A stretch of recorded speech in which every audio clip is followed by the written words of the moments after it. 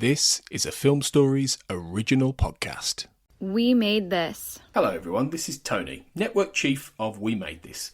As you know, our podcast network brings together a brilliant assortment of talent who talk about all kinds of pop culture content, such as the episode you just listened to, or maybe you're just about to listen to.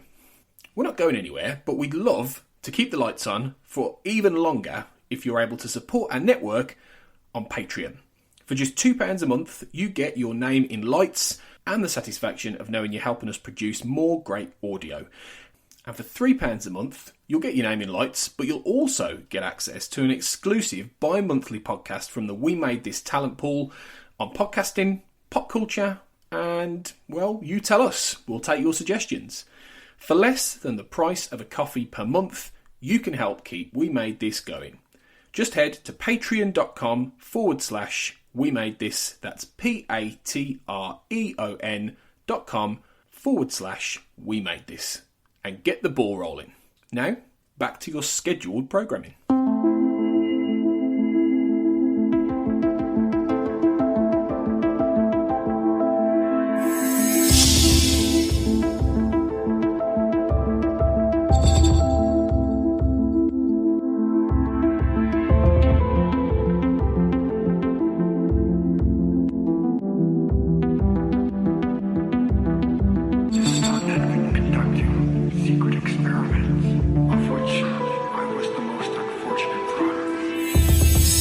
Hello everyone and welcome to the X-Cast. The truth is in here. My name is Kurt North and welcome along to our continuing coverage of Season 6 of The X-Files. And as always, we have a guest with us and I won't waste any more time because we do have to do some 5 questions of X. So I'd like to introduce Luke Winch, who is the co-host of Make It So with myself, the Star Trek Picard podcast, and showrunner of Observing the Pattern, a fringe podcast. So, well known to the We Made This podcast network, well known to myself. Luke, how are you doing, mate? Hello, Kurt. I'm really well, actually. It's really good to be on this show because I've been orbiting the X-Cast and We Made This for a couple of years now, I think. Yeah. So, and I've done some roundtables, so it's nice to be on an episode show. It's kind of full circle, really, because my first ever roundtable, you were the host. So, oh, well, yeah, that's right. Yeah. So so being here today with you is a nice. Not a nice circle closed. As I say, we've got to do the 5 questions. So bearing in mind that I had pretty much the last time I hosted, I think I had 5 questions to do with both Marlene and Katie Doe. So that was a bit of a long episode. And so I don't want to sort of waste too much time. So let's dive straight into your X-Files fandom then. We'll start with the first question. When did you first discover the X-Files? 19th of September, 1994, BBC Two at 8 p.m. It was the actual broadcast of the pilot on the BBC. I was 16 years old, and I'd said to my mum, "Can you not watch Morse tonight? And can we watch this new show called The X-Files? I think you might like it." And she did, which was great. But more importantly, I did. And yeah, I mean that was the first time I watched it, and I was quite an impressionable teenager, really, and I'd already kind of got into UFO conspiracies and stuff like that. And once the X-Files was up and running, I'd use that, that continuous form paper with the holes on the side. I'd print out unclassified documents that the US government, and it was all blacked out and stuff like that. So right. I was a proper geek in my teens. So yeah, but I was hooked and obsessed from that point onwards, really. Oh, wow, because I kind of did it the other way around. I caught the X-Files and then started to do that. So it's interesting how you've done it from that way around. And to see the pilot on BBC as well is a great one because, as I say, I've mentioned in the past that I caught them later on and out of order and all kinds because of the whole BBC Skies thing. So what about your favourite episode then? What would you class as your favourite episode of the show's entire run? Oh dear! Wait, I mean, to be honest, doesn't have to be best. Yeah, I think a lot of guests have said that their favourite episode changes with their mood, or it changes month by month, or changes year by year.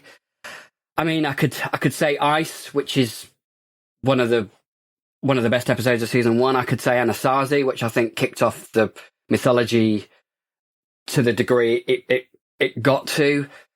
There's Pusher, there's Jose Young's from Outer Space.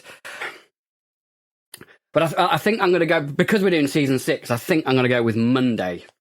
Right. Okay. Monday is one of my all-time favourite X-Files episodes. I think it's just exquisitely shot by Kim Manners. It deals with all the themes that kind of hit right in my ballpark, time loops, the science of time, and self-determinism and all that stuff. It's the kind of stuff that Fringe deals with a lot, so it fits into my ballpark really well. And I think the humour hits the mark every time in that episode. There are some X-Files episodes where it doesn't, the balance isn't quite right on serious episodes that have humour, but I think this one absolutely hits the mark. And, the whole Mulder's bed is leaking gag was really good. And but also the pathos and tragedy of the character of Pam, played by the incredible Carrie Hamilton, is just fantastic. So, yeah, I think that's probably one of the best episodes of season 6 for me, and also the X-Files as a whole. Right. Okay. So if just on a side note to that then, because I think I'm aware of season 6 isn't one of your favourite seasons, and the next question is, what's your favourite season? But before we get into that, is the things like Monday being that the concept, the scientific thing, is that what really drew you to it? And if you had to choose between mythology and Monster of the Week, would you kind of go for the more of the sciencey type ones, like maybe the time loop ones, or even the time traveling ones? Would you go for more the sci-fi elements, or how would you view that? Again, it depends on the season, because I think in season 6 I much prefer the Monster of the Week episodes to the mythology episodes in this particular season, because I don't think the mythology episodes are particularly strong in this season, apart from Biogenesis, which is one of my favourite mythology trilogies.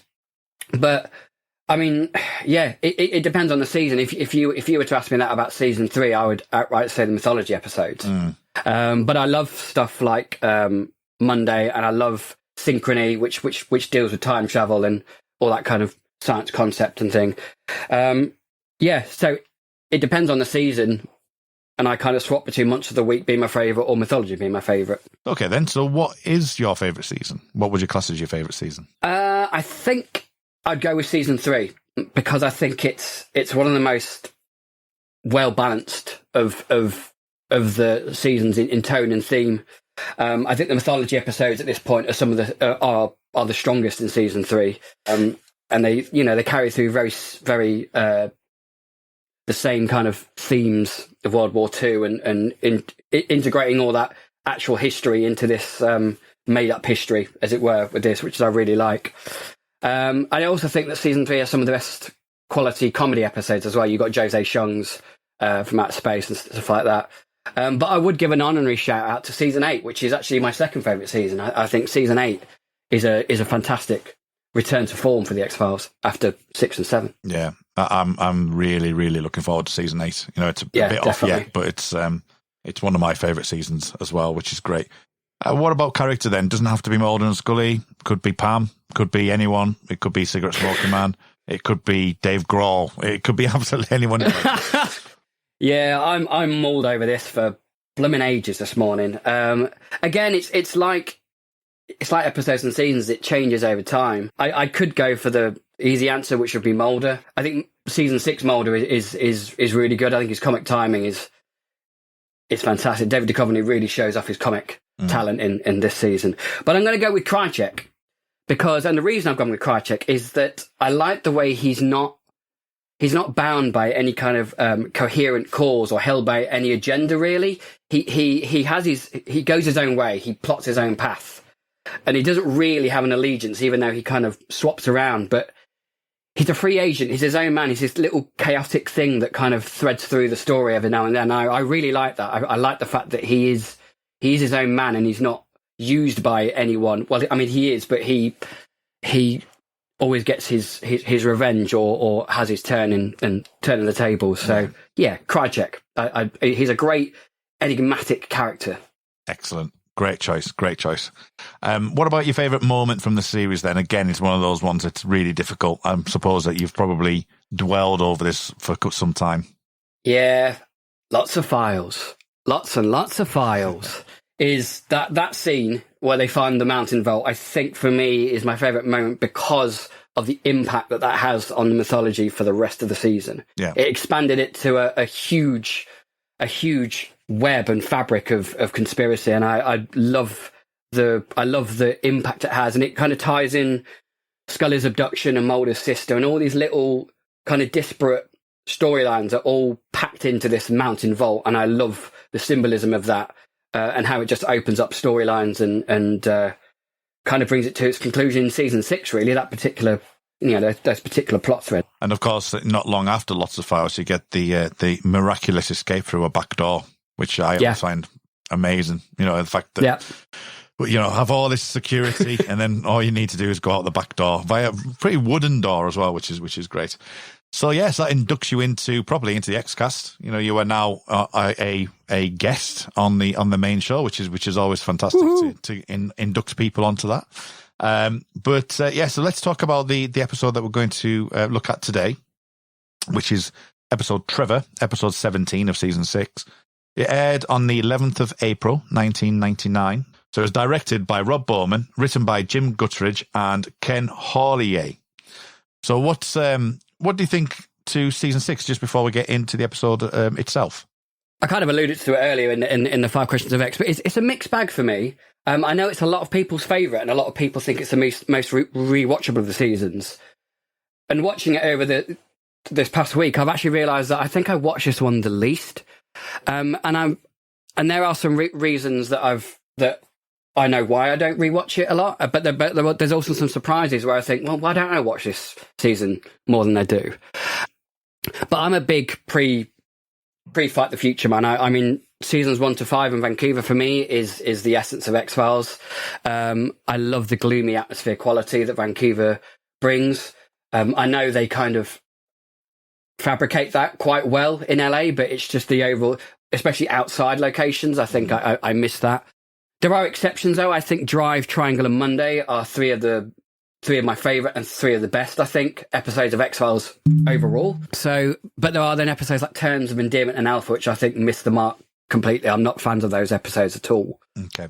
I'm also not a fan of the kind of first stretch before Two Fathers, One Son. I think having that long stretch of light episodes, it is a bit too much for me. I would have liked that spaced out and interweaved with some more darker episodes. But that's just placement. I don't think that's anything to do with the actual episodes themselves. But yeah, mixed bag overall. Yeah, well, I kind of allude season 6 to almost like an album. Like the first part of the album is like all the singles.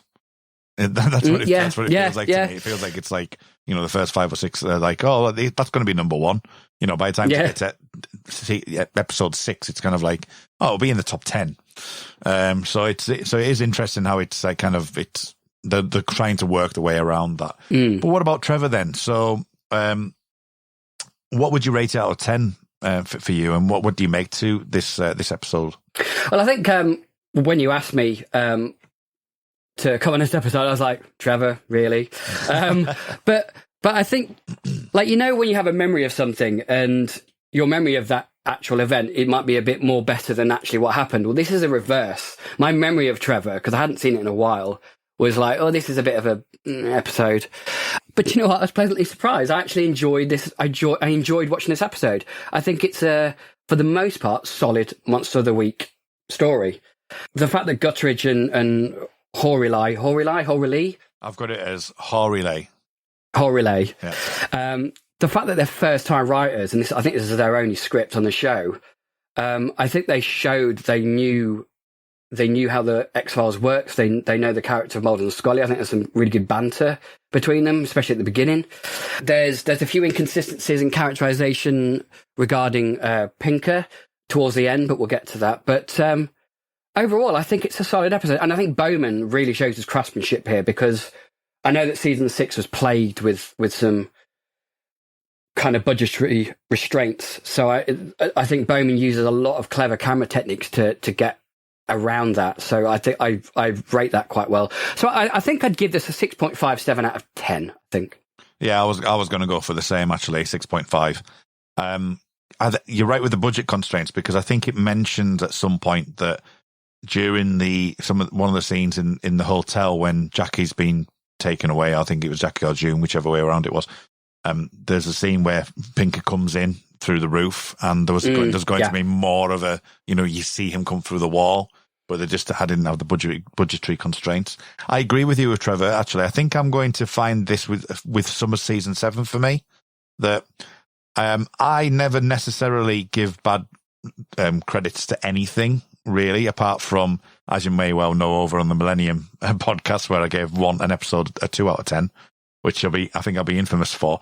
But I generally skew it the same as what IMDb does. I would never give anything, or it'd be very, very rare that I would give anything below a 6.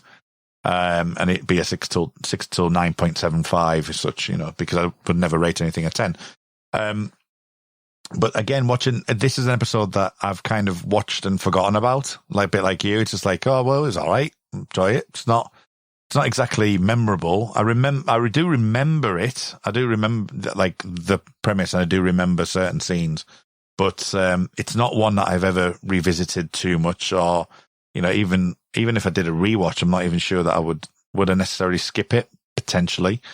So it is interesting. But then watching it over the last couple of days has been really interesting, because it has some interesting moments. I mean, you mentioned like the two writers, it's the first time that they've written anything. They actually met each other over in Millennium. They actually so that's how they came across each other in I think it was the props store, and it was through like kind of the companionship. They said you need to give that story to the X-Files, see if they can get it to come up and stuff, to make it work and things. So it's interesting from that point of view, because what I find really fascinating with this episode is that it could be an episode without any, X-File or even like a level of evil in it. It could quite easily just be a drama. I was when I watched it, particularly when the revelation of the child comes through, it reminded me a bit of the Millennium episode, "The Wild and the Innocent." Right.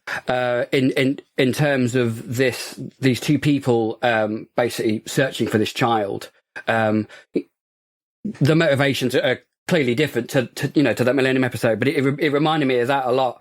And I think you're right. I think if you take Mulder and Scully out of the equation, it wouldn't have affected Pinker's and June's story that much. I don't think they would have impacted it a huge amount. And I know that can sometimes be a criticism, because I think there were some criticisms that this episode was very Mulder and Scully light. When you get actors like John Dale and Catherine Dent, who are very, very good actors, and you have lots of scenes without Mulder and Scully, if you've got these two strong actors, they can carry the episode. And I think they do in this case. Yeah, I mean, I'm not even necessarily alluding to that, really. I mean, yes, they're actually involved in the plot in some ways, because you get the scene where, they're in the house, that Pinker's got the intelligence to actually use the boot of the car to actually get the travel to find out where June is. But the actual story of like he escapes from prison, you could have he escapes from prison and he goes on this journey without needing to have any paranormal things happening. It's because it just feels like it's a family drama, it's a family dark, and Wild and Innocent's a good shout actually, because I'd never thought of that really, but yeah, it's just a dark drama about this guy who wants to find his kid, and it's really interesting from there. IMDb scores it 7.4 out of 10. So that's not too bad, to be fair. And that's from 2,339 votes. As you say, Rob Bowman directs it and does a really good job. I think he does a fantastic job in the way that he uses some of the darkness elements. And to give, just before we delve into the deepness of the episode, some of the the body work and some of the actual practical effects work really well in this episode as well. Yeah, definitely the kind of the effect of the burn and the severance, particularly the poor guy Bo who gets his face removed.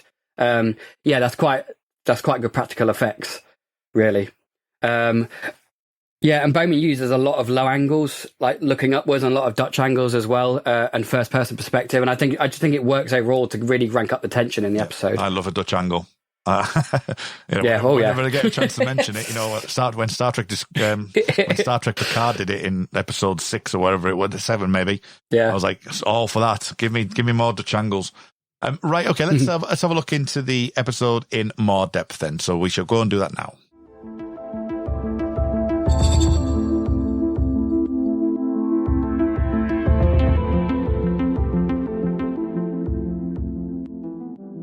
Okay, so we start in Jasper County in Mississippi. It was going to be, I think, in Oklahoma, in an actual prison itself, but for various different concerns. I think it's been mentioned in previous episodes that now that you're in LA, it's like being in a big city centre, isn't it? It takes you 3 hours to get out of the thing. Whereas if you live where I live, you can drive 20 minutes and be 30 miles away. So it makes a big difference, the fact of where you were in Vancouver compared to, the LA landscape. So they went with this prison farm, which in itself was interesting. I did a little search on prison farms because I was like, I've got a fair idea of what they are.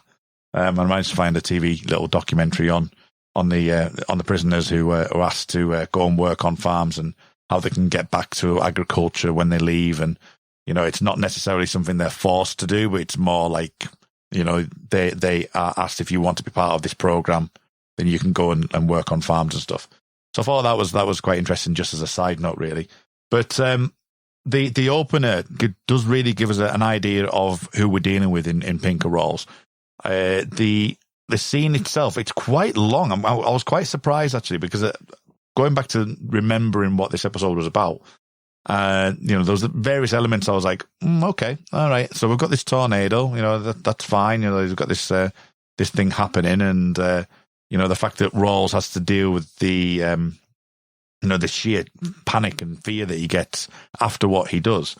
But the scene before that, where where they're boarding up the farm, and getting to the point with the nail in the back of the hand, just to show you how visceral this guy can be. It took its while. It took its time. It was really kind of like deliberately left. And I don't know if that's like for filler or was it more for effect that you're just getting an idea of who this man is? Because, as I say, the nail through the hand was pretty effective. Yeah, I definitely think you need that opener, particularly with the guy kind of taunting him. You need to get a kind of idea that this guy holds a lot in. He's very cool. He's not calculated, but he's very cool and silent in his anger. So this guy's just taunting him, and then he's just like with the thing. But I think that what this opener does is establishes the character of Pinkner. I mean, we find out later on that he drove 62 miles just to wrap a picket around someone's head because they'd cut him off. So it's this kind of persistence and motivation for him to basically exact his own justice on people who piss him off, which is exactly what this guy does. And even though it is quite long, I think it's there to establish that point of his character, which kind of comes up later on in various scenes. I've just thought of something completely random, by the way. So this is in 1999, right? Okay, so this predates what I'm going to say. That that the whole episode was watched by somebody in a particular computer game, and then named their character Trevor in what would be called Grand Theft Auto 5. Okay, that's the sort of thing tangent. Trevor would do in Grand Theft Auto 5. Yeah. That's a tangent. It was a tangent. Yeah, sorry about that. It just came to me, and you're talking about him obviously going to 62 miles to go wherever he was. That's exactly what Trevor would do. And then obviously the illusion. Well, man, this episode's called Trevor. But anyway, that was a bit of a tangent. I apologise. But you get a lot as well. You get the thing with the guard. Now, this is something we're going to touch upon in the mailbag later on, because there is aspects to this episode which people have talked about. And we say that this, for me, and I think we can maybe talk about it in a bit more detail later on, but we've got the kind of the guards and the prison guard, who's very kind of like, I can't remember what you would call him, Wally, basically, and you find out that, he's saying, box him, just no reason for it. Just kind of, well, there's a reason for it, but the fact he's put him in that danger. And it alludes to stuff like that's happened in maybe like The List and, episodes in season 3. And, we'll talk about that in a bit more detail when we get to the mailbag about where this should fit or where the anagrams are. But things like The List is where I would equate this episode. It kind of fits in that mold. It fits in that kind of realm of the all right episodes. They do really well in what they do, but they're kind of forgettable, or you can get them mixed up, or you can scratch your head and go, what happened in that one again? And that's what it feels like to me. And having the prison guards in that mold kind of refresh my mind on that. Like The List, for example, when he's going after the people he avenges. So I thought that's really interesting that it is alluding back to an earlier time of the X-Files. Yeah, I think another allusion back to previous X-Files is this whole act of God and bringing God into this, because Pinker later mentions that that God fixed him so he could get out of prison and fixed his passage. And I think there's a lot of previous X-Files episodes where religion is quite a central point to the characters' motivations. So I think this whole act of God that Warden Fellows calls the tornadoes that are approaching the prison is a nice callback to that. Yeah, definitely. And obviously, at the end of the teaser, we find out that he's gone, presumed dead, and there's various, and the guard goes into the room, and we see quite a significant body in 2 halves, which was a nice way to end the opening scene on, really, wasn't it? So what I also find really interesting as well is something that came up of late is that you tend to get a lot of the the memes or the GIF files that we get on Twitter and the like, and they always seem to be off random episodes. And this one is another case in point that they're not particularly the best episodes that you're ever going to get, but they've got memorable lines in them. Yeah. And this one's got a couple of like Scully saying "shut up" and Mulder, saying "my heart, dear diary, my heart leapt" when Scully suggested spontaneous human combustion. And should we arrest David Copperfield? Yes, but not for this, which is one of my favourites. Yeah, and the fact about David Copperfield as well is I like that they're in both cases of like he can walk through walls and he can he was such a. If you think back to that time, maybe slightly earlier than this, when he would go to the Bermuda Triangle and he'd make the Statue of Liberty disappear and all kinds. But there's aspects of this episode which links in with that as well, which they don't know yet. Yeah. So I like thematically it works quite well. But yeah, there is obviously it's a typical again autopsy scene, but with the Mulder and Scully kind of dynamic, I think actually works quite well in this case. Yeah, definitely, and I think it's also those kind of banter and that kind of the kind of quotes that we were just saying is a real testament to these two writers. They know the characters of Mulder and Scully, and they know them well because it shows in the writing of these two characters. So this kind of opening scene, autopsy, throwing theories around of their first theories of what it could be, really feels like classic X-Files, and I think it works really well in this scene. Yeah, it does, and as I say, the funny exchanges that we've got, and it feels like home, and which is great. It feels like not the episode, but it just feels like home. When we do get to the prison guard, though, he starts to have his own theories about it being a ghost, and it had pinkerals all over it. And it's nice that you've got someone who just so overtly, thinks something's not wrong, someone's really wrong here, because you don't often get that in the show. I don't feel that you get that in the show where someone overtly just goes, "Well, I think it's a ghost," kind of thing. That was nice and refreshing as well.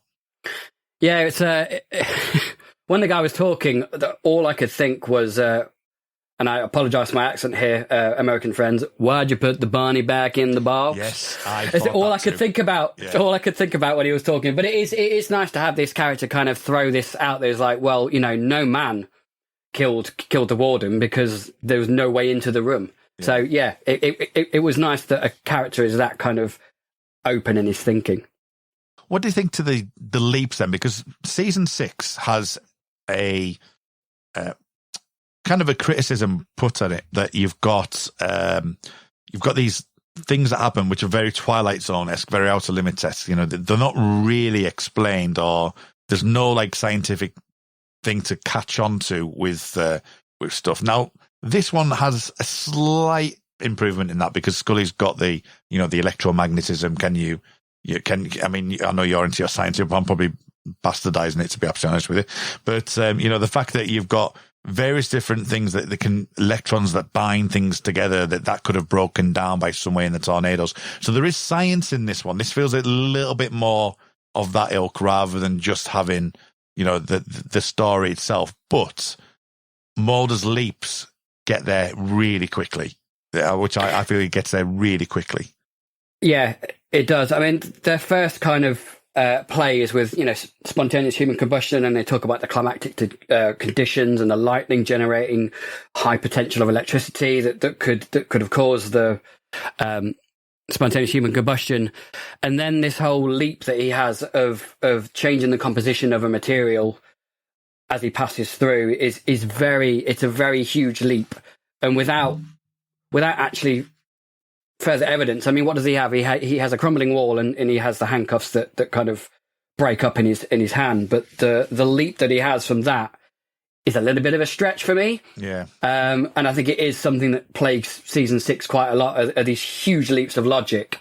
And I think X-Files works best when, I mean, yeah, it is a fantastical show with some weird paranormal stuff, but an episode works well when Mulder can leap to certain conclusions within a certain grounded frame, really. Yeah. And in this, it's a little bit too much.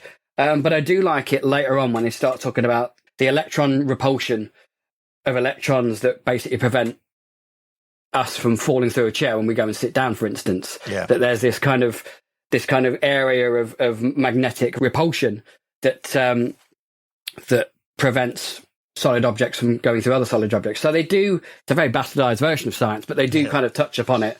But that's way after he's been already leaping to these conclusions. So yeah, it's a bit too vague and a bit too stretched, I think, for me. Yeah, and don't get me wrong, I know Fringe obviously has more of an indication. The fact that you're on a Fringe podcast, and I've been lucky enough to be on a couple of episodes, but the Fringe is more in the realm of being able to explain that, and they would probably go more overt with, like, using Walter, for example, to explain, well, this is what we did in tests where we put people through a wall and whatever.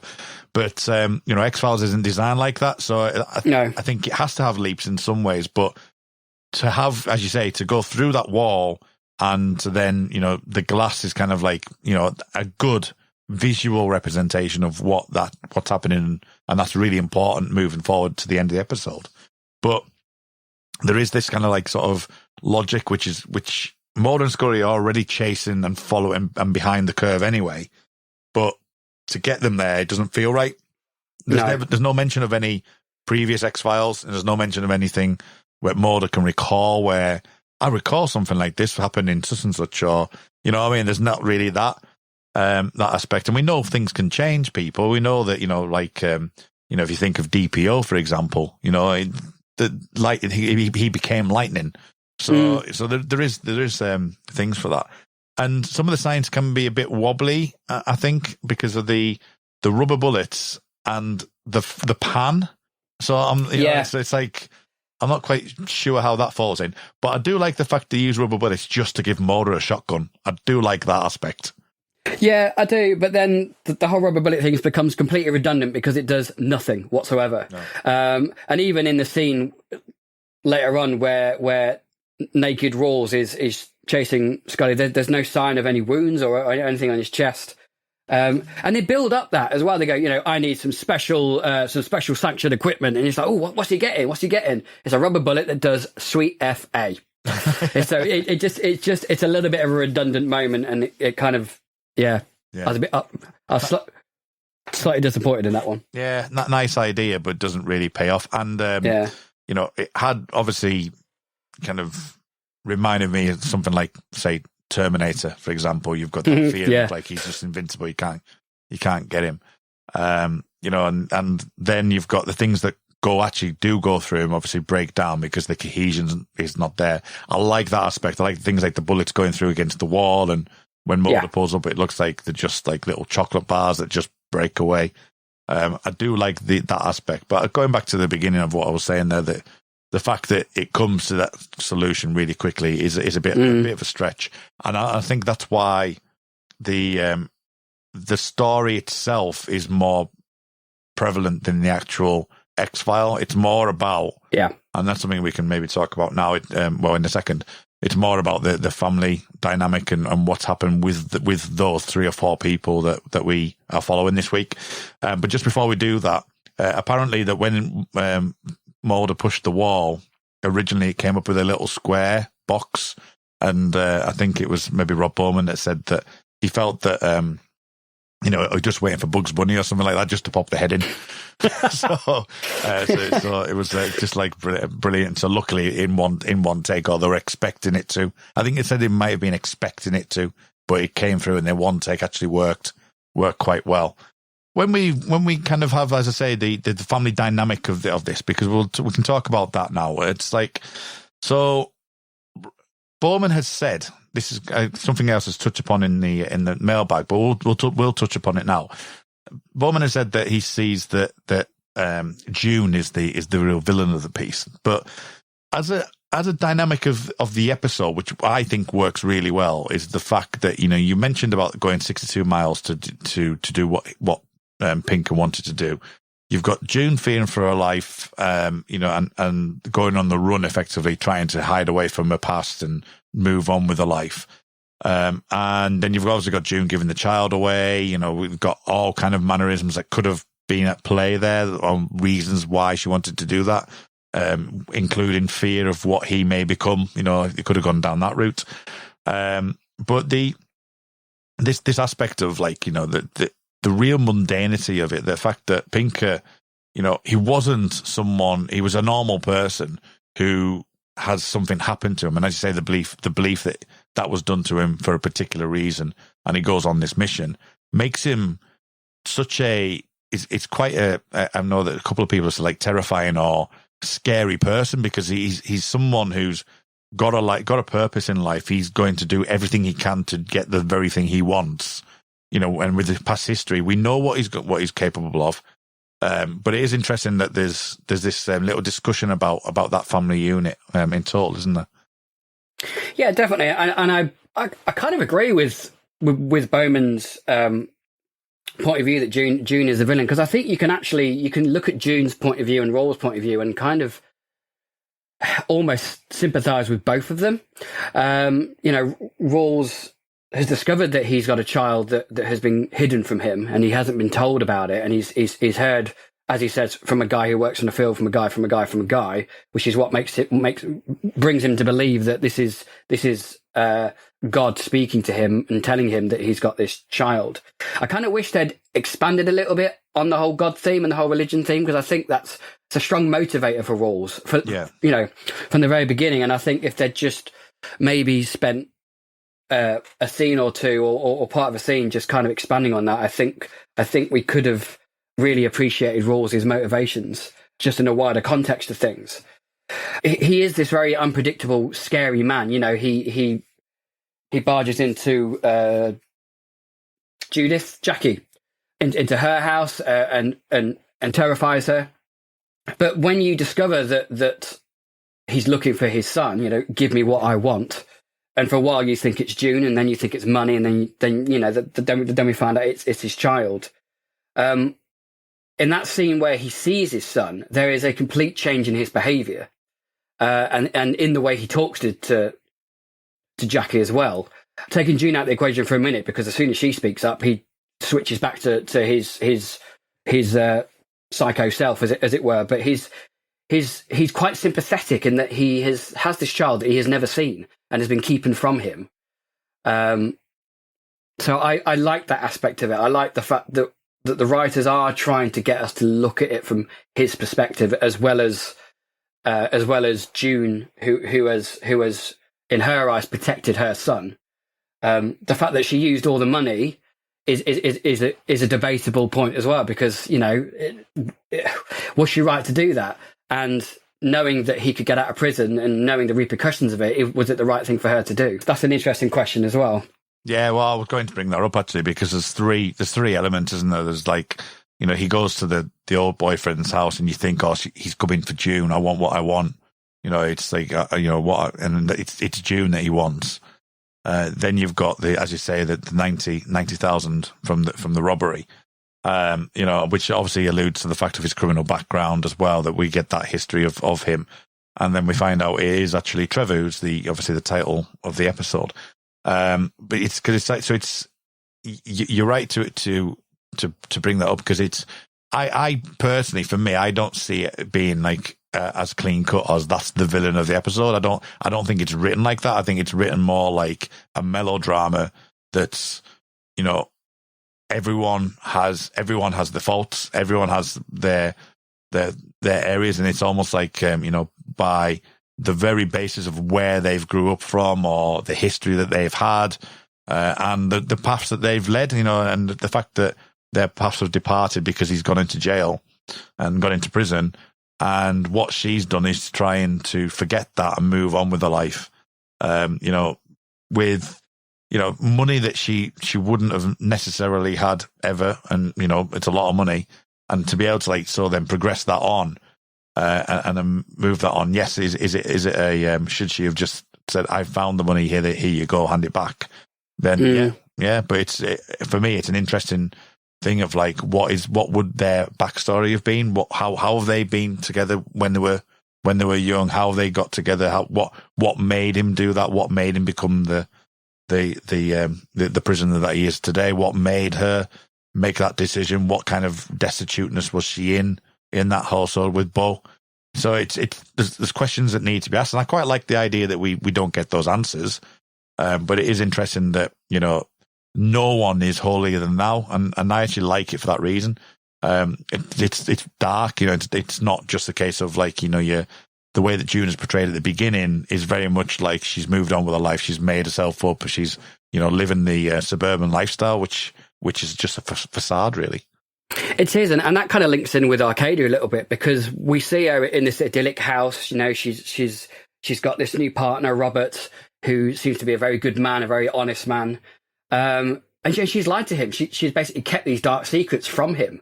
And that scene's really interesting when Mulder and Scully are talking to her, and he's stood in the doorway and he's listening to all these revelations about where the money's come from, and she was with this convict who's now escaped from prison, this dangerous man. And you really feel for him at that point. You really feel for Robert. And even when they're coming out and Mulder and Scully are taking June into protective custody, and he's like, no, you know, this has nothing to do with me. He's not after me.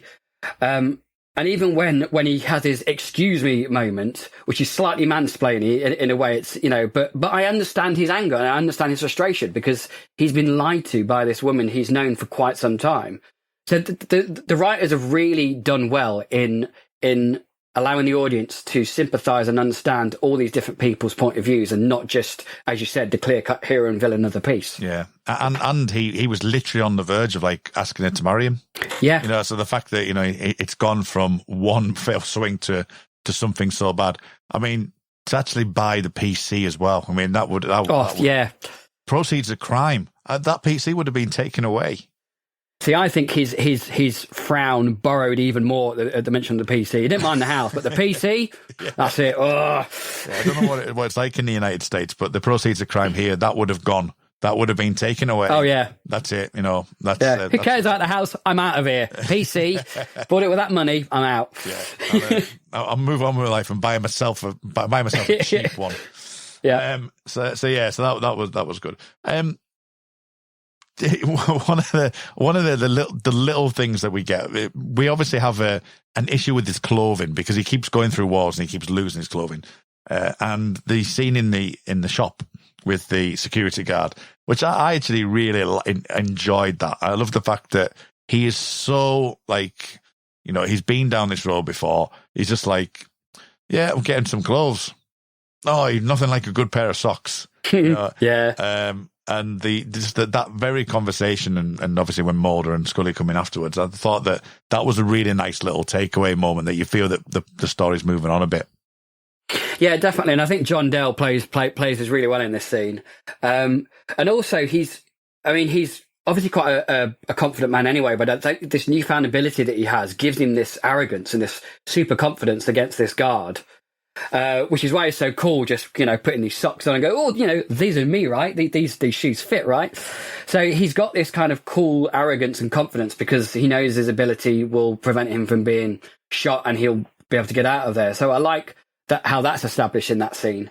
I like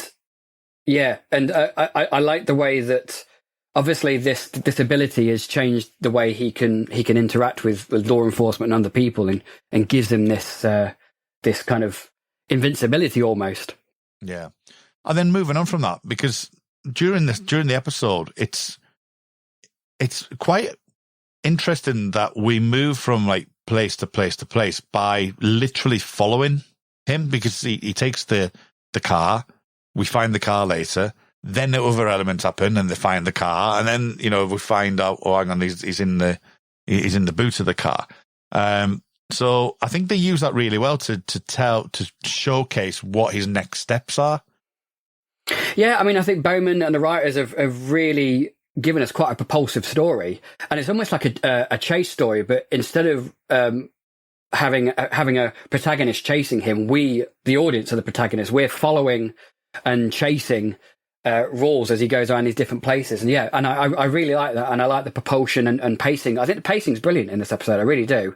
Again, I can't give enough credit to Bowman in this episode. He's one of X-Files' prominent directors, and I think he deals with a lot of those budget constraints and locality problems, and just shoots everything so well, and it has this lovely rhythm to it, the whole episode, the whole chase.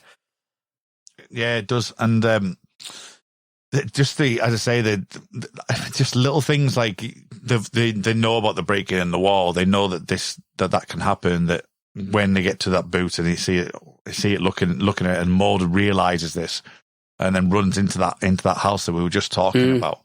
And then you get the "I want what's mine" thing, and the actual mirror as well, which, as I say, gives us our kryptonite, doesn't it? It gives us our weakness, the one thing that we can really hold on to, that will be the main crux of how we get out of this. But it is interesting how they've done that. They've put like almost like a superhero slant on it, that there's going to be like this person who seems to be invincible. He's not. He can. Bull tried shooting him, it bounces just off, and the rubber bullets don't seem to do any work. There's even when he's come up with the phone booth at the end, that's only a matter of time before he can break through that. That only weakens him, until the point of actually the actual end result being June. So this kind of thing that they're starting to lean towards more of this science and this superhero element as we get more and more into the seasons is an interesting case in point, especially being obviously the LA years and there's been 5 years worth of storytelling, so they are leaning towards more of that. Yeah, and Super Soldiers being a case in point. From season 8 onwards, they are the big bads for those 2 last seasons, and I know that a lot of people have a problem with this whole superhero, super soldier type element that they introduce into X-Files. I myself, I don't have a problem with it, and I quite like that element that they bring into it. And this, you could almost say that this is a little bit of a genesis of that, and bringing that theme into the X-Files. Whether or not it's on purpose is another debate. But I like the fact that they have brought those elements into this, and and kind of bringing a albeit slightly bastardized version of science, and bringing that element into this episode. I think it just the show's evolving and it's changing. In season 6, I think is a statement of change, because they've changed localities.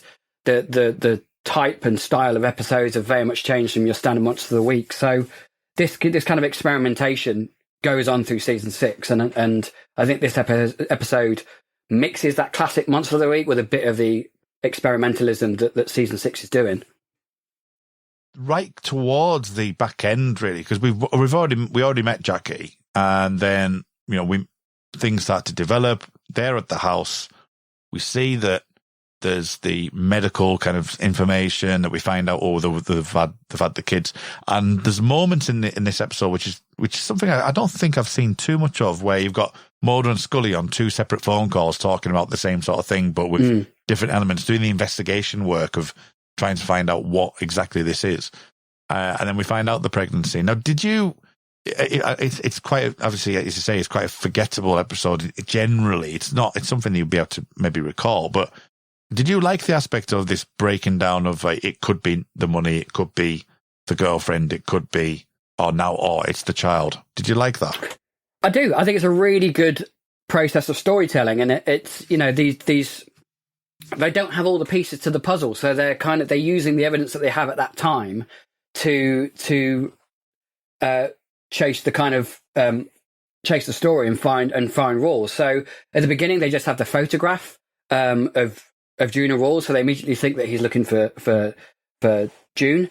Then they find out that there was money involved in a robbery, so they immediately think that that's then the reason. So then it's quite a logical step, I think, to then. And I do like the way they both come to the conclusion that the child is actually with Jackie. I think that is actually one of the most logical kind of conclusions that they have in the whole episode. I think it's a really good one, that is. So it makes sense from Mulder and Scully's point of view, and from a logical point of view, why these different theories of what his motivations are. I really like it. I think it makes a lot of sense.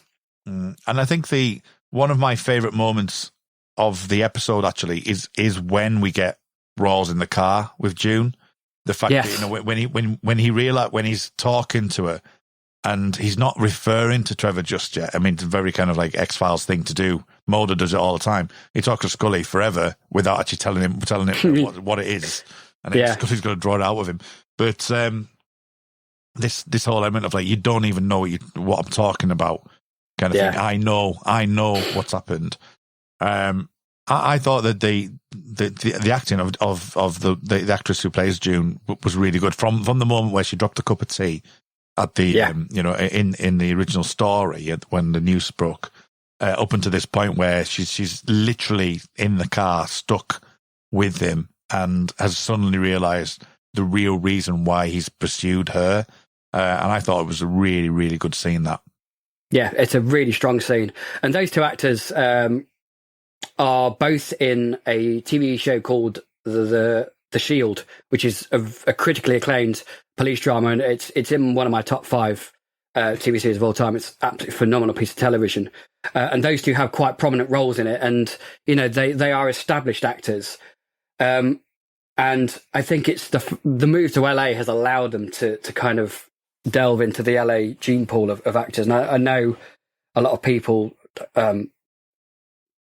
upset because the gene pool of Vancouver actors is superb. There's so many brilliant character actors, and not all the LA actors that they get in from this point onwards are brilliant. But I think they really caught 2 great ones for this, and those 2 make that scene in the car. And I love Rawls just sat there in silent anger with the music playing, and she's terrified and trying to understand what he wants. It's a really tense scene, and because. And that opening, that cold open scene where he's been taunted and he nails the guy's hand, that is all there to basically bring you to this scene, because he's so unpredictable. You don't know what he's going to do when he's sat in that car. Well, it's also allusions to God as well, isn't it? The fact that you've got the crucifixion, kind of the thematic of and this comes to a head here with the conversation about God. That and there's those little subconscious things that just put it into your mind to think about how Rawls is seeing this, and you could at a push say, the fact that he did literally crucify somebody before it happened, and this is almost like a rebirth, which is why I would have loved just a few little moments of scenes just expanding upon this theme of sacrifice and being given an ability to give him as he says, he fixed me, he gave me the fix to escape, and he gave me the fix, a passage to fix things. So I just wish that we'd had a little few more, because I think that through line of that religious theme is really strong in this episode, and it's basically what his motivation is. God has told him he has a child and he needs to find that child. Yeah. Even though he might be seen as a villain at that point. It's a really interesting dichotomy there. Yeah, and it's interesting. The more, as the main host of the Times Now, a Millennium podcast, I really need to try and distance myself from it. But the fact that those two have worked on Millennium, you mentioned, the Wild and the Innocent, that you could quite easily retool this for a season 1 or season 3 of Millennium. And bear in mind, season 3 of Millennium's airing at the same time as this as well. Yeah. In my notes, I have this could have been a Millennium episode. Yeah. Like the whole story with the family could have been, easily been a Millennium episode. What do you think to this is the awkward moment, and I think believable that the meeting of Trevor and Pinker. How do you think that went? And what I will say about it is that one of the lines that made me howl with laughter is like, you could have saved me a trip. Yeah, that is good. That is funny. I just thought it was a great line. It was just so funny. It could have saved me a trip. It was just brilliant. But yeah, this meeting of Trevor and Pinker was an interesting one. Yeah, I mean, I mentioned it earlier. John Dell's performance here is great, and how he switches from what we've seen of Pinker to this. His face just changes, and he looks at this boy almost in curiosity and wonder. I don't think it's love, because he doesn't know the boy. So, I think that's a problem that he has when he's trying to communicate with Trevor. He doesn't know what to say, and he's stuck for words, and he can't even say, "I'm your father." He goes, I'm Pinker, but you can call me Pinky. So he's trying to kind of interact with a child in what he thinks a child would kind of interact with, with a nickname. But he can't bring himself to say, I'm your dad, I'm your father, which I think is a kind of mixes with the flaws of his character that we've seen already, and his kind of anger and rage that he's got about this child being hidden from him. Yeah, but I also think as well, it's like how would he react? The fact that he's trying to pass this information himself. That how is he going to approach this? This is like he needs to make a good first impression. He doesn't do a very good job of it, to be fair. No, he doesn't. But it's through his mind. It's his first ever thing of this. This is the first time this is ever going. He's meeting his child, kind of thing, and the very nature of him is like, how am I going to work this? How's this all going to work in my head as well? And I think the empathy in there for Pinker at that moment is quite good, because as you say, he's not just a one-dimensional character. He's actually a really well drawn out character. Same as June, same as Jackie.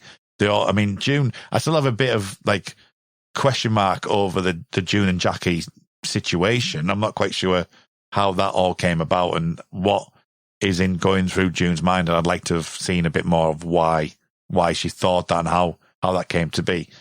The fact that even Trevor believes that Jackie is the mother, for example. It's interesting. Sorry to interject. I think it's interesting that the first time that Rawls breaks into Jackie's house, he keeps her alive. He doesn't kill her.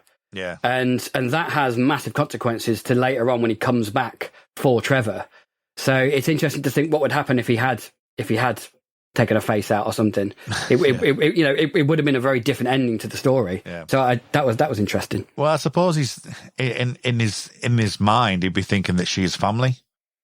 So, yeah, because if the whole episode is revolved around Trevor, who he hasn't yet met at that point, that he's looking for his child. That's the auntie of. Well, Trevor believes it's his mother, but she's the auntie. That there will be an element of that's Trevor's family. Let's not do anything to them. I just want to know myself where they are. And as I said, they alluded to, she's already seen what he's capable of doing, and then she's thinking, let's throw a hot boiling liquid through him. Which I suppose you are fearful, you don't know what you're going to do, but there is an element of well, that was never going to really work. Yeah, I mean, and also I think up to the point where June goes, "It's okay, baby," to Trevor, he's in this moment with his son, and he's interacting with him, and he's softly spoken, and his behaviour is very gentle. The second he hears June speaking, it just triggers him. In his mind, he's trying to interact with Trevor the best way he can, and be gentle with him. But yet his rage and anger with June cannot be contained. It cannot be controlled. And I think that points to his behaviour when he's smashing in the phone box towards the end, and why he stops when he sees Trevor's reaction to his rage, and it stops him from doing anything further. Yeah, I mean, we can move to that because Scully does, Gillian Anderson does a great drop your keys moment. Yeah, which is always great. You know, she's obviously a bit scared, drops the keys, and really good for Scully. You know, the fact that she recognises that the phone box is a good place to go. No allusions to Superman at all, or Kryptonite. Nope. Not that I'm trying to link that at all, but no allusions to that at all. And when he holds them back for so long, and as you say, when he starts to like break it down, because it's his own desire. That's all he's thinking about. He's not being objective at all. He's being very subjective. He's just in the moment. He wants to get to his child. And as you say, the moment suddenly dawns on him when he actually catches, eye locks with Trevor, that he's actually doing damage to him. And he has empathy and realizes that what is he doing? He's taken this too far. And then he starts to step back. And what do you make before we get to the June collision, what do you make to his reaction at that point, and kind of his kind of, he not gives up, but he kind of just like accepts his fate at that point? To be honest, I'm in two minds about it, because it makes sense that Rawls stops attacking, because he's seen his son's reaction. He's seen that this boy is absolutely terrified of him, which is not the reaction that this father wants from his boy.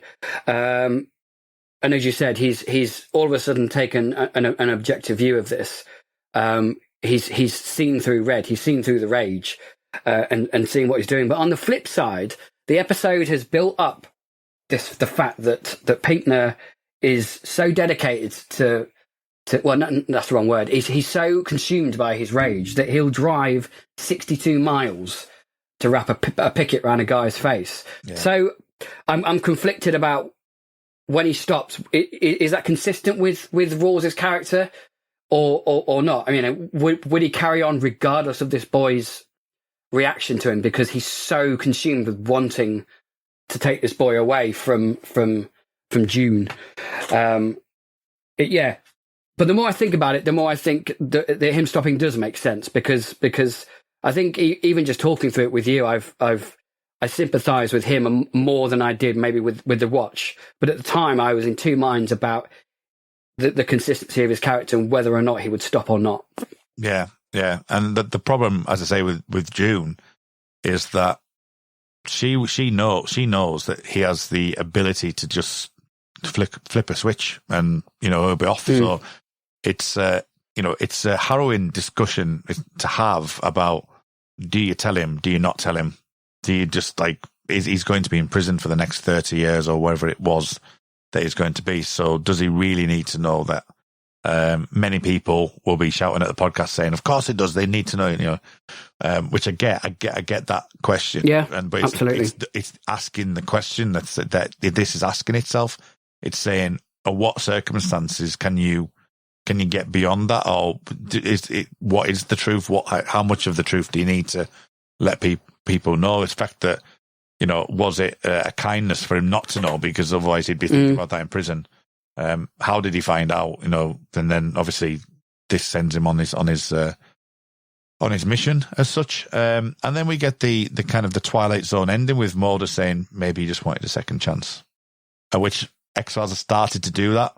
And this is where I think some of the allusions to this has been, that Mulder seems to have these little quips at the end of episodes now, where it's like the thought of the week, and don't get me wrong, they've always had them. Glenn Morgan did a fantastic one in Deana de Valette, for example. Nice meeting you and stuff like that. And they've always ended with like open-endedness, but this season seems to be the one where they seem to do more of the, thinking back, what is the meaning of this episode?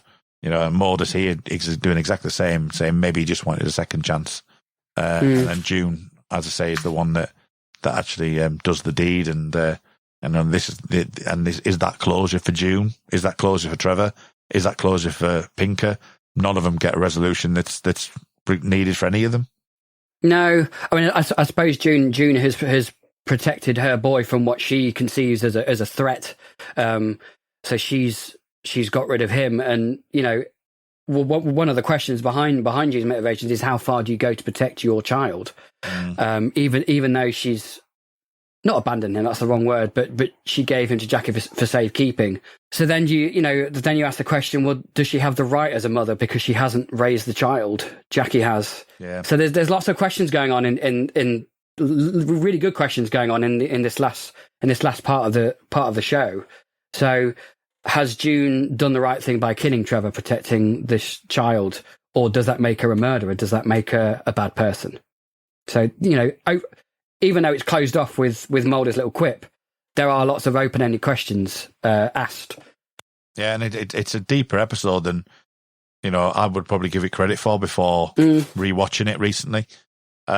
So that pretty much, unless there's anything else that you want to bring up before we go into the mailbag, that pretty much brings the episode to an end. The only other note I had was just it was a note on Mark Snow's score in this episode, which I really liked, particularly when they break into the room with Jackie sat on the bed after Peter's gone. There's a lovely little piano melody that they do, which I think was really effective to that scene. So, yeah, Mark Snow doing his thing really well again. Yeah, Mark Snow, incredible musician. Yes, let's dive into the mailbag. Cool.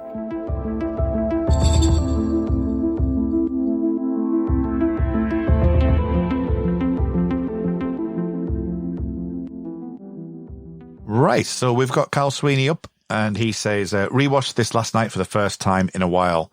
To echo some of the others, I think this is a good episode, albeit not one that's ever going to trouble my list of favourites. It's well made. Mulder and Scully work the case nicely together, and Pinker is scary in a believable way.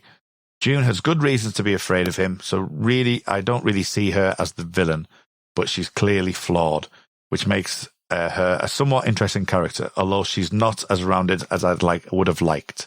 A solid 7 out of 10.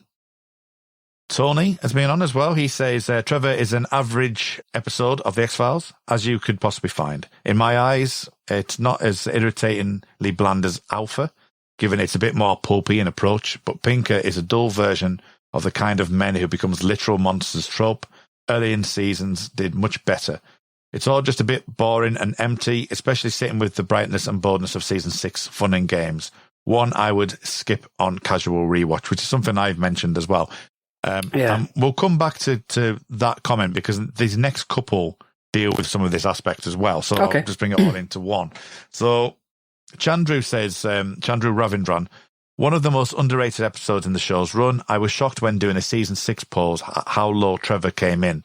It's probably my 6th favourite of the season, with Drive, Triangle, Monday, Milagro and Field Trip being the only episodes I think are definitely better. It's got all the makings of the great monster of the week. I don't think Pinker is super memorable, but he's a chilling one-off antagonist with a compelling paranormal ability. Along with Pinker, I think Trevor does a good job of developing an interesting cast of side characters. They may not be super likeable, but I find them able to relate to them in some way, from June's yearning for a new start to Jackie's fierce protectiveness of Trevor.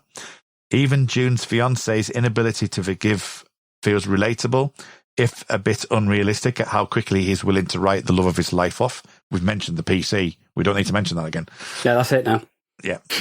Mulder and Scully are in great form, as well as the Dear Diary moment is up there in the pantheon of unheralded Mulder and Scully interactions, and I find their give and take throughout the episode to be refreshing late in a season that relied too heavily on being them cute with each other. And another season 6 flaw that Trevor shrugs right off is the atmosphere. Absolutely amazing. The score, the direction, and the general ambience, all top notch. It feels like a classic season 2 to 4 X-Files. Great episode.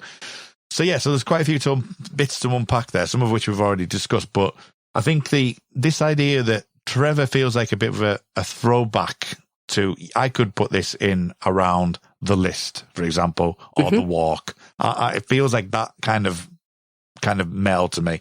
Now, I always have a bit of a thing about doing that because, you know, the aesthetic's slightly different. You know, it's a different storytelling track. Mulder and Scully are in a different, you know, place in their careers and their lives together.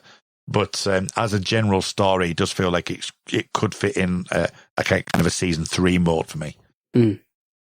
Yeah, I mean, if you gave me this episode and I had no idea what season this came from, and you said, right, if you want to put this in a season, I would definitely put it in a pre-season 6 season. So 3, 4, 5. It is a throwback. I agree, but you know, as I said earlier on, I think there is some of season 6 experimentation in here as well, and I think there's some of the light-hearted banter of Mulder and Scully that kind of threads through season 6 quite prominently. So, yeah, it is a throwback, but I do think there is enough here to kind of fit it in season 6 quite nicely. And I like the fact that it's a throwback, and I like the fact that we've got a Monster of the Week in a very Monster of the Week liked season. So it's I think it's quite nice to have this in here. I know people would think it's a bit redundant and looking back, but I like it. I like it situated where it is. Yeah, 17th episode of the season. Things are already starting to change anyway. You know, likes of Tithonus, for example. And there's Carl said that towards the back end of the season, he actually likes more than the front half, even though you do have episodes which aren't as strong as others. But it has some of the... It feels like I think we mentioned this at the top of the hour, that season 6, the beginning feels like the singles. You know, this feels like, you know, them playing around with their new toys as such. And then you get to like the back end, it's like, well, we've run out a bit of money because we've been on a massive cruise ship. You know, we've traveled the deserts, you know, we've done this and we've done that. And, you know, and we've only really had one episode, which was like in a haunted house. And, you know, there's a lot of money being spent, so we have to cut it back somehow. And I think that season 6 might falter a little bit towards the back end because of that. But at the same time, it feels like they've finished playing with the toys now and they've gone back to the old little toy that they had, you know, last year. You know, it feels a little bit like that. So yeah, you can kind of see all the producers and budget people post One Son looking at the things going, okay, we've run out of money, so let's change the storyline. You know, the storytelling. Let's kind of do some throwbacks to classic X-Files, because that might not require as much budget as you said, going on a cruise ship or having this big sprawling story of 2001 Sun. Yeah. So, but even in 2001 Sun, they decided to stage it all in a hangar. Yeah, yeah. I do think the back end suffers from budgetary concerns, but I think it also it corners the writers, that the fact that they have to produce these stories that are quite contained and maybe aren't as hugely special effects laden and stuff like that. So yeah. Okay, so Sarah Ford. Just another thing before we go back in there, we didn't really touch upon Jackie's fierce protectiveness of Trevor, because that's something that again picks up. You know, there's little bits of Jackie's character which is alluded to as well, which helps the story. Yeah. Sarah Ford, in my opinion, Trevor is fine. It's a workaday X-File episode that seems to fit in better in an earlier season, like we said. It doesn't seem to fit the overall vibe of the season that it's in, though, which is one of the full of quirky experiments. It is kind of the back to basics episode. That being said, the cold open is very memorable. Can't put me in the box boss, Storm's Coming is something I remember for years. Though for a long time I didn't remember which episode it was from. Mistakenly thought it might be from one of the season 3 prison episodes, like The List, strange enough. I think the horror of the cold open reminds me of earlier seasons. The rest of the episode I remember as being kind of I kind of like the theme of accountability, but in retrospect, was it kind of hard on Pinker's ex? I can't recall the details, but didn't she understand that he was violent and run away with his stolen money and start a life for herself? I don't really blame her for that much for that, but there's a detail. Is there a detail I'm forgetting? Not really. No, that's pretty much it. Yeah, I don't think we touched. I mean, we talked about June quite a bit, but yeah, I mean, we kind of touched upon it, didn't we? When we talked about, you know, the writers do look at everyone's point of view. So I think we can, she's not cut and dry the villain of the piece because, as you said, everyone's got flaws. And I think that's where the episode wins, in my opinion, because I think it's a very well-written episode that allows you to step into different people's shoes and look at it from their perspective. Yeah, and then we talk about the villainy, actually, now. This is where it comes up. So Michael Little says, Bowman said June was the real villain in this one. And he says, no. Andrew Levitt comes back and says, didn't June trick Pinker into getting caught and then she hid the knowledge of Trevor from him and hid him away? Definitely villain material to me. That's what I like about this episode. It shows us that there are different levels of villainy, and it makes you question which character is worse, June for her cunning or Pinker for his brutality. And I guess there is that aspect, as you say, the point of view, you can latch on to whichever point of view you want to talk about. And they are different people. And again, it adds to that kind of aspects, they were together for some time. June did move on. He was in prison for the stuff that he's done. He's a very kind of, he has those attitudes, like we've said, about how much he can do stuff. I just think that the villainy is maybe just a bit too much. It definitely feels like more of a moral and, a conversation to have about characters and their flaws. Like I said before, I think it's more that for me. I don't see these being villains. I see them as like being very, very flawed individuals, maybe for the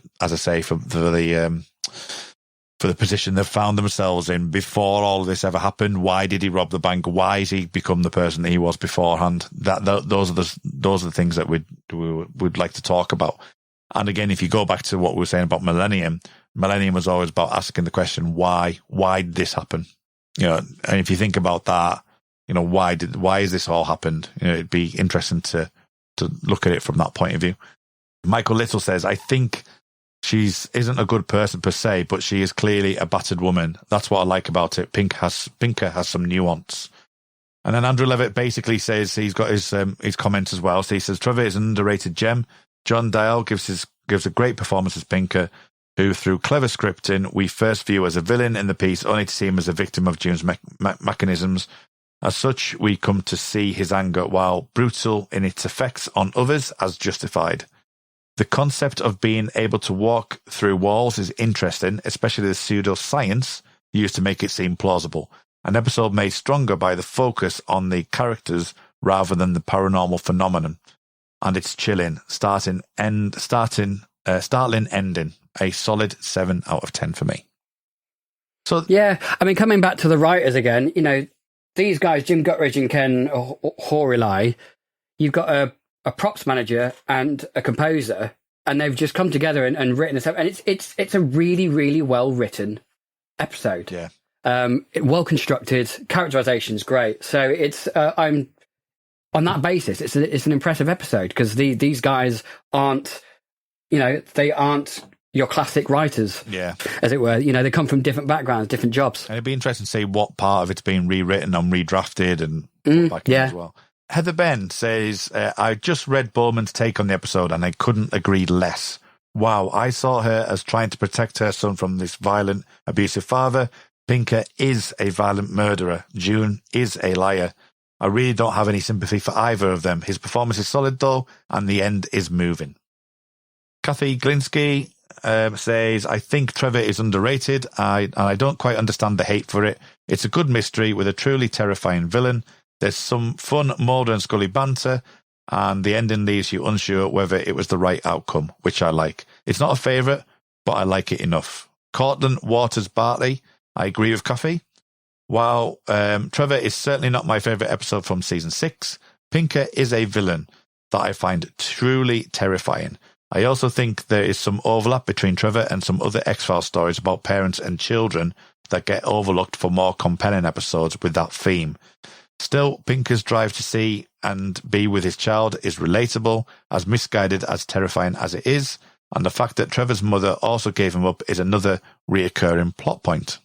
That's a good point. Yeah, it is. I think we touched upon this, didn't we, about their morals and their flaws and their motivations. That's what this episode is really good at, is is asking those questions. And it's interesting that she mentioned the fact that, mothers giving up the children is a recurring theme, which will come into play, in later seasons. Paige Schechter, Trevor is the worst kind of X-Files misfire, the kind you don't remember too well, just that you didn't like it when you first watched it.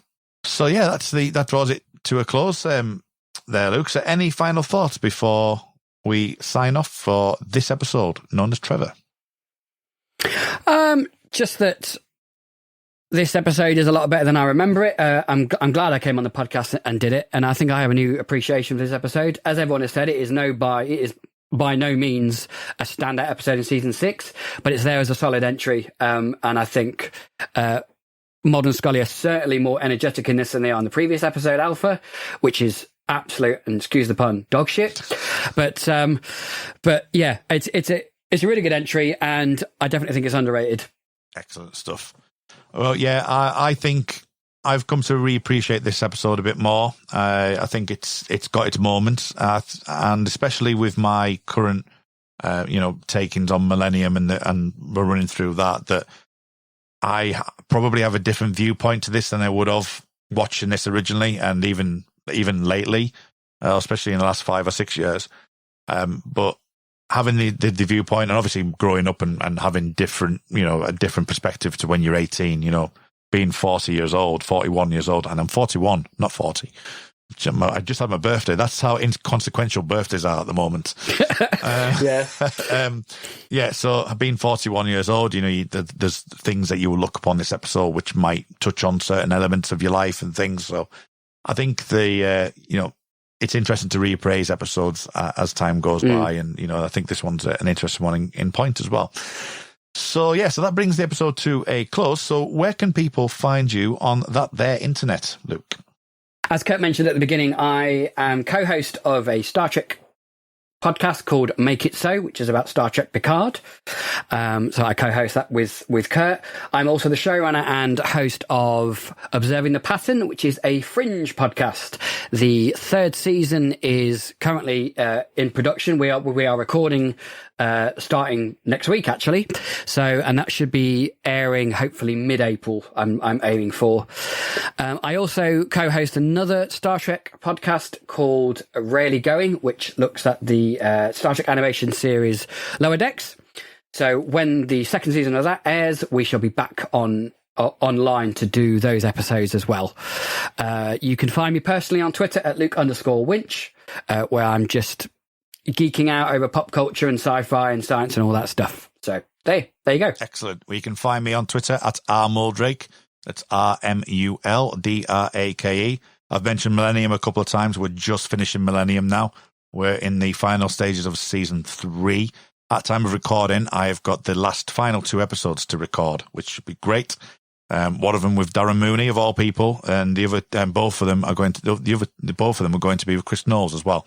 So both X-Cast regulars, regular guests there. So yes, you can find me on there on the Time Is Now pod on Twitter at the Time Is Now pod. I also do the Shipwrecked and Comatose, a Red Dwarf podcast, which can be found at Red Dwarf Pod. Make It So, as you mentioned, which I won't re-mention again. And, but best thing to do is to find me on Twitter at rmuldrake. It's RMULDRAKE, to find out where I am, what I'm up to, and, what other podcasts I've got on the horizon, because there's a few. But obviously podcast 616 as well, which I must remember to say, which will have all of the episodes of WandaVision. So I covered most of those episodes on WandaVision. And that will be into Pastures New and Falcon and Winter Soldier, What If, and all kinds of Marvel Universe shows. So that's the best place to find me. But Luke, thank you very much. I hope you've enjoyed your first proper guest showing on the X-Cast. Oh, it's been a pleasure, mate. It's been an absolute pleasure talking with you about X-Files at last. Well, we'll have you back on. We will have you back on at some point. Lovely. In season 7, more than likely. But until next time, remember everyone, trust no one. Elsewhere on We Made This. The Time Is Now, a Millennium podcast. I hate Hollywood. I hate the way these stories are told. It's everything. They hit the same beats. They hit the same rhythms. it's kind of like, it, reminds me of like a blues thing, where it's like, well, a lot of people love the blues, but I realize that it's everything has the same underlying structure. Everything is like 12 bar, 1-4-5, pentatonic. Everything is following the same core elements, and it just gets exhausting after a while. It does. I remember going to see Gary Moore, and as much as I enjoy music, I enjoy going to see bands and things, and after about, I'd say 30 minutes, I was like, I need to check out.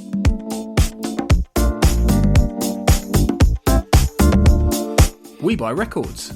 How much would you sell this record for on Discogs? Now, the record in question is Microsoft DOS on a vinyl album which you can actually boot a PC with. You've got to be kidding. I'm not kidding. Does this sound bringing back any memories? From what I can gather, it looks like they've done it as a hobby project, but if it was commercially available... All it needs is an incredibly vaporwave sleeve, and I guarantee that hipsters would pay a fortune for that.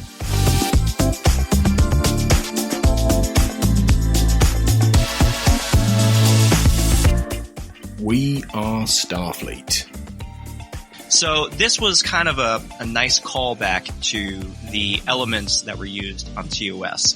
And it really stuck out to me, and it just, as I keep saying every week, there's always a little give and take, right? Where the writers bring in this element from TOS or TNG or from Voyager, and it fits into the Discovery realm. Yeah, and I'm glad that they didn't draw out Giorgio seeking medical attention for her issue. I was a little worried. Check out all of these shows and more on the We Made This podcast network.